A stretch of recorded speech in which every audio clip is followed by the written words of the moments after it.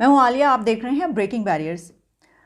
एक Indian parliamentarian ने एक ऐसी बात की है जो इंतहाई शर्मनाक है। इंडिया के पार्लियामेंट से एक वहां के पार्लियामेंटेरियन ने एक ऐसी स्टेटमेंट जारी की है, एक ऐसा बयान दिया, एक ऐसी बात की है जिसको जितना भी कंडेम किया जाए कम है। इंतहाई शर्मनाक, बहुत मतलब अनबिलीवेबल है कि इतने इन्फ्लुएंशियल, इतने हाईली क्वालिफाइड और ऐसे डेजिग्नेशंस पर काम करने वाले, यानी ये कि आप ये समझ लीजिए कि ये की डेजिग्नेशंस होते हैं, की रोल प्ले करने वाले, जो कि डिसीजन मेकर्स होते हैं, जो मुल्क का कानून बनाते हैं, जो इस मुल्क के तमाम फैसले करते हैं। तो मुझे लग रहा है कि ये जो सोसाइटीज़ हैं ये बहुत ही ज़्यादा शिद्दत पसंद होती चली जा रही हैं। मैं आपको 2-3 वाक़यात आपके सामने रखती हूँ। एक तो यही कि वो पार्लियामेंटेरियन जिनका नाम रमेश कुमार बताया जा रहा है, तो पार्लियामेंट के अंदर, इंडिया के पार्लियामेंट में कोई डिबेट हो रही थी, कोई बात हो रही थी, और किसी बात के ऊपर उन्होंने खड़े होकर ये कहा कि अगर किसी खातून के साथ ज़्यादती हो रही हो और उसको रोकना नामुमकिन हो तो उसको एंजॉय करना चाहिए, उससे लुत्फ़अंदोज़ होना चाहिए। Can you imagine? अनबिलीवेबल कि जो मैंने आपको ये बात कही कि एक ऐसा शख्स जो इतना पढ़ लिख कर एक ऐसे डेजिग्नेशन पर पहुंचता है जहां पर वो उस मुल्क के लोगों की ज़िंदगियों के फ़ैसले करता है, अगर उसकी ख़वातीन के हवाले से ये सोच है, अगर वो ये सोचता है कि खातून ऐसी, इतनी हैसियत है उसकी, इतनी औकात है एक औरत की कि अगर उसके साथ कोई ज़्यादती हो रही हो और उसको रोकना मुमकिन ना हो तो फिर उसको जो है वो उससे लुत्फ़अंदोज़ हो। मतलब मैं ये बात करते हुए मुझे शर्म आ रही है, और आप सोचिए कि उन्होंने कितने धड़ल्ले से बात की। अच्छा, सिर्फ यही नहीं हुआ, उन्होंने ये बात करने के बाद, ये बयान देने के बाद उनके साथ बाकी सब ने इस बात पर कहकहे लगाए हैं, सब हंसे हैं इस बात पर जो बाकी लोग बैठे हुए थे। गो कि उसके बाद कुछ देर के बाद इसको कंडेम करना शुरू हुए और फिर एक हंगामा खड़ा हुआ। और मैं पढ़ी थी कि जो स्मृति ईरानी हैं उन्होंने ये मुतालबा किया है कि इनसे रेजिग्नेशन लिया जाए, उन्होंने डिमांड किया है कि इनकी रेजिग्नेशन ली जाए। अच्छा, अब ये जो रमेश कुमार है, मेरा ख्याल है कि इनका ताल्लुक कांग्रेस से है। अब कांग्रेस का अखलाकियात पे बड़ा एक स्टैंस रहता है, बड़ी इखलाकी रवायात की बात की जाती है, बड़ा वो किया जाता है जनाब।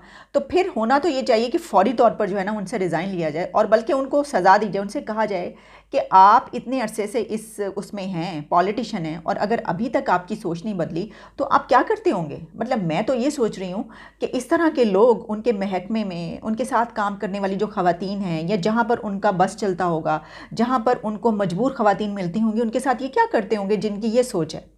तो आप ये सोच लीजिए कि इन सोसाइटीज़ में एक मर्द खातून के हवाले से क्या सोचता है, कि वो उन्होंने उनके देखिए ना, ये बात उन्होंने हंसी मजाक में बल्कि धड़ल्ले से ये वाली बात कह दी। उनको ये, अगर उनको इसकी हसासियत का इल्म होता, उनको ये पता होता कि वो ये क्या बात कर रहे हैं, तो शायद वो ये वाली बात मुंह से ना निकालते। लेकिन प्रॉब्लम ये है कि उनकी सोच ही ये होगी, उनकी मेंटालिटी ही होगी, इसलिए उन्होंने ये बात की। अब आप इसको एक और एंगल से देख लें कि कोई उनसे ये कहे कि ज़रा अपने जहन में अपने ख़ानदान की किसी औरत को रख के सोचें कि आप तब भी ये बात करेंगे, तो फिर शायद वो झिझक जाएं, वो लरज़ उठेंगे कि नहीं, ऐसा वो कभी सोच भी नहीं सकते होंगे। लेकिन मैंने वही बात की कि आप इससे हम ये अंदाज़ा कर सकते हैं कि जो हमारी ये सोसाइटीज़ हैं, ये कंट्रीज़ हैं, अब भारत में कितनी बड़ी पॉपुलेशन है और कितनी बड़ी तादाद वहाँ पे ख़वातीन की है, और वहाँ पर कई ऐसे केसेस भी पहले सामने आ चुके हैं। तो इस तरह के जो मर्द हैं, मतलब जब मैंने पहले भी एक मरतबा इस तरह के प्रोग्राम्स किए थे तो मैंने एक बात की थी जो बड़ा मशहूर डेली बस केस था, या इस तरीके से।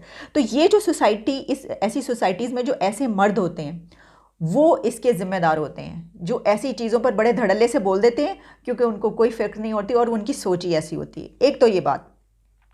दूसरी तरफ हम बात की लेते हैं क्योंकि हम पॉलिटिशियंस के स्टेटमेंट्स की बात कर रहे हैं कि जो वो जारी करते हैं उनको समझ में नहीं आती कि वो क्या बोल रहे हैं इस वक्त, या फिर ये कि वो सोचते ही ऐसे हैं और उनकी मेंटालिटी ये होती है।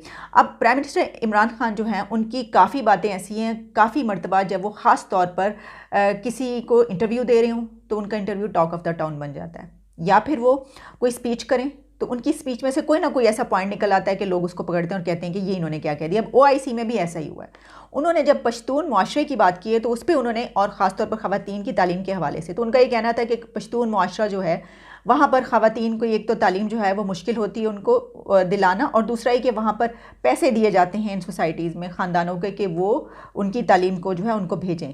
लेकिन अगर यहाँ पर जो है सकाफ़त का, ये इसका ख्याल नहीं रखा जाएगा, जो हसासियत होती है उसको ख्याल नहीं रखा जाएगा, तो फिर पैसे देने के बावजूद वो उनको तालीम नहीं दिलवाएंगे। अच्छा, इसमें उन्होंने ये कहा कि इसी तरीके से कुछ इलाके जो हैं, पेशावर की उन्होंने मिसाल दी। दूसरी तरफ उनका ये कहना कि इंसानी हकूक़ जो हैं वो किसी मुआशरे में, यानी कि हर सोसाइटी की अपनी नॉर्म्स एंड वैल्यूज़ होती हैं, तो इंसानी हकूक़ जो हैं वो उन्हीं नॉर्म्स और वैल्यूज़ के साथ जो हैं वो बदलते हैं। यानी ये कि अगर किसी सोसाइटी में कोई बहुत ही हसास ऐसी मुआशरा है, मसलन ये कि पश्तून मुआशरा ऐसा है कि जहाँ पर ख़वातीन के हवाले से बड़ी हसासियत पाई जाती है कि वो घर से नहीं निकलती, पर्दा करना है, ये करना है, वो करना है, तो अगर उन चीज़ों का ख्याल नहीं रखा जाएगा तो फिर वहाँ पर जो है वो तालीम नहीं दिलवाई जा सकेगी। तो इंसानी हकूक़ को इस तरीके से हमने रिलेट कर दिया, किससे?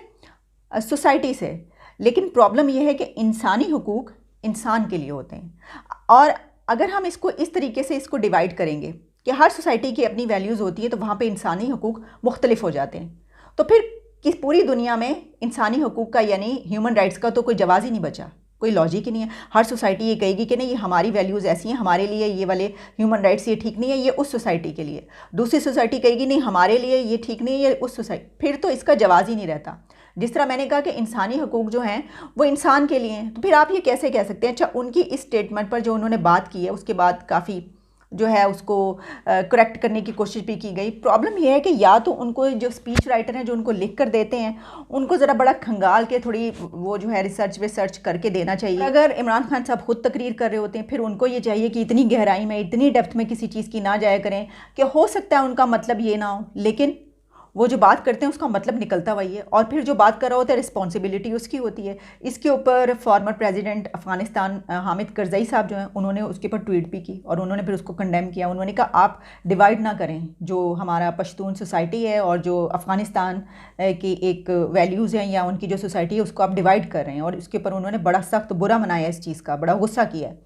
तो ये बड़ी एक सेंसिटिव मेरा ख्याल है चीज़ें होती हैं, इनको देखने की ज़रूरत होती है कि आप किस तरीके से, जैसे ख़वातीन की इससे पहले भी कई मरतबा हमने देखा कि ख़ास तौर पर जो लिबास है, ख़वातीन के लिबास के हवाले से, फिर ये कि उनकी आज़ादी के हवाले से, बाहर निकलने के हवाले से, बहुत सारी चीज़ों पर उनकी कई मरतबा उन्होंने ऐसी बात कर दी जो मैंने कहा कि जिस तरह मैंने बताया कि टॉक ऑफ़ द टाउन बन जाती है, और फिर उसके ऊपर बहुत ज़्यादा बात की जाती है। तो एक तो ये बात थी, ये मैंने बात कर ली। दूसरी तरफ एक और मैं ज़रा थोड़ा सा इससे रिलेटेड ज़रा मैं एक और बात करना चाहती हूँ कि एक बहुत दो वाक़े ऐसे हुए हैं, जिस तरह हम तो ये कंडेम कर रहे थे जो सानिया सियालकोट हुआ, उसको हमने बड़ा कंडेम किया। जो शिद्दत पसंदी है इस सोसाइटी में बढ़ती ही चली जा रही है, ख़ास तौर पर जो मज़हब के नाम पर तशद्दुद पसंदी है, तौहीन मज़हब का नाम लेकर मार देना। अब गोल्डन टेम्पल में एक ऐसा वाक़या हो गया, और गोल्डन टेम्पल के अंदर कहा यह जा रहा है, क्योंकि मैंने गोल्डन टेम्पल विज़िट किया हुआ है, सिर्फ बाहर से नहीं बल्कि अंदर जो आप एंटर होते हैं फिर दूसरी तरफ से आप बाहर निकलते हैं, वो पूरा मैंने देखा हुआ है, मुझे मौका मिला हुआ है। तो वहाँ पे अंदर जो है अगर किसी शख्स ने जो है वहाँ पे जो वो सोड रखी होती है रिलीजियस सिख, तो उसको छूने की या उसको टच करने की या उसको उठाने की कोशिश की, तो कहा यह जा रहा है कि उस आदमी को वहाँ पर जो लोग थे उन्होंने, हजूम था वो जमा हो गया और उन्होंने उसको पकड़ के तशद्दुद कर करके मार दिया तौहीन मज़हब के नाम पर। अच्छा, एक ऐसा ही वाक़या एक दिन के फ़र्क से हुआ है एक और जगह पर, वहाँ पर कर्नाटका में या फिर कहीं और इंडिया में, और वहाँ पर एक इसी तरह का कोई रिलीजियस परचम था, यानी कोई फ्लैग था जिसकी बेहुरमती करने पर उसके पर इल्ज़ाम लगाया गया उस आदमी का, और वो भी सिख कम्युनिटी से ही वहाँ पे भी उनका ताल्लुक़ था, और उनको भी इसी तरह लोग जमा हुए, उन्होंने जमा होकर उसको मार के मार दिया तशद्दुद करके।